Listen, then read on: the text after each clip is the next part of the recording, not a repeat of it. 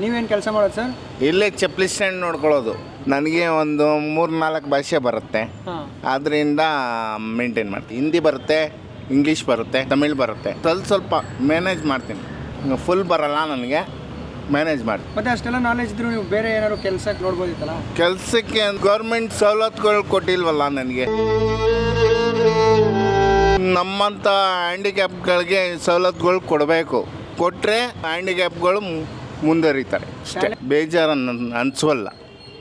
ಭಗವಂತನ ಮುಂದೆ ಯಾವ ಕೆಲಸ ಮಾಡಿದ್ರು ಕರೆಕ್ಟಾಗಿ ಮಾಡಬೇಕು.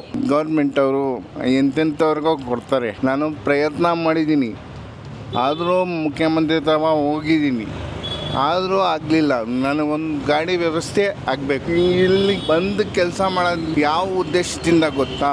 ಅಪ್ಪ ಅಮ್ಮ ವಯಸ್ಸಾಗಿದೆ, ಅವ್ರಿಗೆ ನಾವು ತಂದಾಕಲಿಲ್ಲ ಅಂದರೆ ಮಕ್ಕಳಾಗಿ ಏನು ಪ್ರಯೋಜನ ಹೇಳ್ರಿ.